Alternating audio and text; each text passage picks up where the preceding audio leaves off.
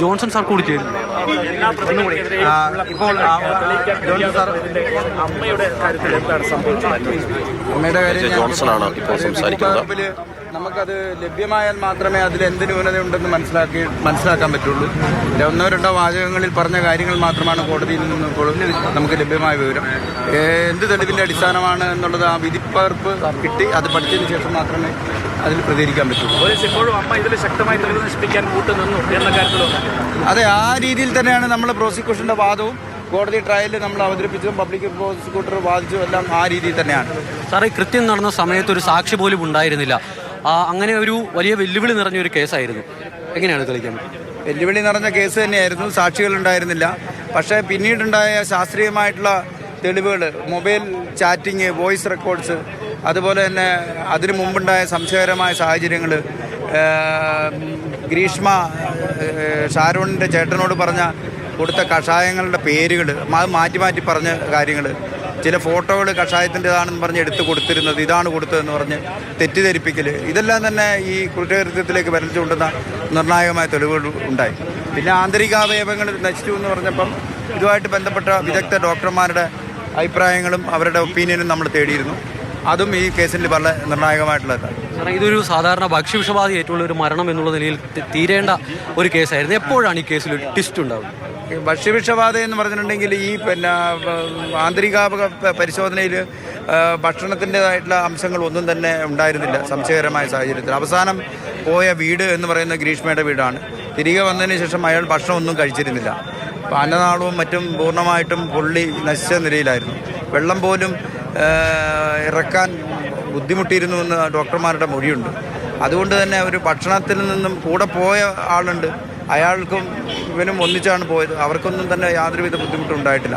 അതുകൊണ്ട് തന്നെ ഈ വീട്ടിൽ വെച്ചാണ് ഇത്തരമൊരു സംഭവം ഉണ്ടായതും അത് ആസൂത്രിതമാണെന്നും നമുക്ക് പിന്നീട് വളരെയധികം സംശയം തോന്നിയാണ് അന്വേഷണം. ഒപ്പം അവിടെ പോയ റിജിൻ്റെ മൊഴി നിർണായകമായിരുന്നു അല്ലേ? ഈ സംഭവം നടന്ന ശേഷം പിന്നീട് ഛർദ്ദിക്കുന്നതൊക്കെ കണ്ടു എന്ന് പറഞ്ഞത്. അതെ, റിജിനാണ് കൂടെ പോയത്. വീട്ടിൽ നിന്ന് ഇറങ്ങി വന്ന ഉടനെ തന്നെ റിജിൻ്റെ മുമ്പിൽ വെച്ചാണ് ഛർദ്ദിക്കുന്നത്. അതിന് പച്ച കളറായിരുന്നു. പിന്നെ 3 സ്ഥലങ്ങളിൽ വെച്ചിട്ടും പയ്യൻ ഛർദ്ദിക്കുകയും റിജിനോട് തന്നെ അവൾ എന്നെ ചതിച്ചു എന്ന് പറയുകയും ചെയ്തിട്ടുണ്ട്. വന്നിട്ട് പിന്നെ അവശനായ പിന്നീട് ഇയാൾ ഹോസ്പിറ്റലിലേക്കാണ് കൊണ്ടുവന്നവർ. അതുകൊണ്ട് ഇവർ പോയ സമയത്ത് പുറപ്പെട്ട് വീട്ടിൽ നിന്നും ഗ്രീഷ്മയുടെ വീട്ടിലെത്തുന്നവരെയുള്ള CCTV ഫുട്ടേജുകളിലെല്ലാം തന്നെ ഇവർ കടന്നു പോകുന്ന ദൃശ്യങ്ങളുണ്ട്. അതെല്ലാം നമ്മൾ FSL വഴി ശാസ്ത്രീയമായിട്ട് പരിശോധനയ്ക്ക് വിധേയമാക്കിയിട്ടുള്ള തെളിവുകൾ ഹാജരാക്കിയിട്ടുണ്ട്. ഈ ഷാരോൺ ആശുപത്രിയിൽ കിടന്ന സമയത്ത് പോലും പറഞ്ഞിരുന്നത് ഈ പെൺകുട്ടി അങ്ങനെ ചെയ്യുമെന്ന് ഞാൻ വിശ്വസിക്കുന്നില്ല എന്നുള്ളതായിരുന്നു. അപ്പോൾ അങ്ങനെ ഒരു ഘട്ടത്തിൽ നിന്നും പിന്നീട് എങ്ങനെയാണ് സാർ കേസ് ഇങ്ങനെ മാറ്റി ചെയ്യുമെന്ന് വിശ്വസിക്കുന്നില്ല എന്നുള്ള ചോദ്യമോ അല്ലെ അങ്ങനെ ഒരു പറച്ചിലോ ഉണ്ടായിട്ടില്ല. ഇതിനെക്കുറിച്ച് ഒന്നും പറഞ്ഞില്ല എന്ന് മാത്രമേ ഉള്ളൂ. പക്ഷേ ആ പയ്യന് അവൾ എന്തോ കലക്കി കൊടുത്തുകൊണ്ടാണ് ഇങ്ങനെ അവന് സംഭവിച്ചതെന്ന് മനസ്സിലായിരുന്നു. അതുകൊണ്ട് തന്നെയാണ് വരുന്ന വഴിക്ക് തന്നെ കൂട്ടുകാരനോട് പറഞ്ഞത് അവൾ എന്നെ ചതിച്ചു എന്ന് പറഞ്ഞത്. പിന്നീട് മരണപ്പെട്ടു പോകുമെന്ന് ഏകദേശം 90% ഉറപ്പായ സമയത്താണ് മരിക്കുന്നതിൻ്റെ ദിവസം രാവിലെ 5 മണിക്ക് ICUവിൽ കയറിയ അച്ഛനോട് ഈ കാര്യങ്ങളെല്ലാം ഈ പയ്യൻ പറയുന്നത്. ഒരു ഡൈയിങ് ഡിക്ലറേഷൻ തുല്യമാണ്. അന്ത ചോദ്യം ചെയ്യലിൻ്റെ ആദ്യഘട്ടത്തിലൊന്നും ഗ്രീഷ്മ ഇത് സമ്മതിക്കാൻ തയ്യാറായില്ല. ഞാൻ ഓർക്കുന്നുണ്ട്. നമ്മളെ തെറ്റിദ്ധരിപ്പിക്കുന്ന രീതിയിൽ യാതൊരുവിധ പ്രശ്നങ്ങളുമില്ല, അവന് എന്തോ കഴിച്ചിട്ട് വന്ന മറ്റെന്തോ ഭക്ഷണം കഴിച്ചതിൽ വെച്ചുണ്ടായതാണ്, ഞാനൊന്നും ചെയ്തിട്ടില്ല എന്നുള്ള വളരെ നിഷ്കളങ്കമായിട്ടാണ് പെരുമാറിയത്. പക്ഷേ തെളിവുകൾ നിരത്തി അതിനെ വെച്ച് ചോദിച്ചപ്പോഴാണ് കുറ്റം സമ്മതിച്ചത്. അന്നത്തെ ആ ജ്യൂസ് ചലഞ്ചിൻ്റെ വീഡിയോ, കയ്യിൽ 2 ജ്യൂസ് ബോട്ടിലൊക്കെ പിടിച്ചു നിൽക്കുന്നൊരു വീഡിയോ ഉണ്ട്. ആ ജ്യൂസിൻ്റെ കളർ കണ്ടാൽ തന്നെ ചെറിയ സംശയം തോന്നുമായിരുന്നു. അത് എത്രത്തോളം നിർണായകമായി? അത് ശരിയാണ്. അത് 2 ജ്യൂസിനും വ്യത്യസ്തമായ കളറാണ്. ഒന്ന് കുറച്ചുകൂടി ഡാർക്കായിരുന്നു, ഒന്ന് കുറച്ച് ലൈറ്റായിരുന്നു. ഈ ഡാർക്ക് ആയിട്ടുള്ള ജ്യൂസിലാണ് ഈ പെൺകുട്ടി അന്ന് വീട്ടിൽ നിന്നും ESI ഹോസ്പിറ്റലിൽ നിന്നും വാങ്ങിയ ഈ പാരസെറ്റമോൾ ഗുളിക പൊടിച്ച് ചേർത്തത്.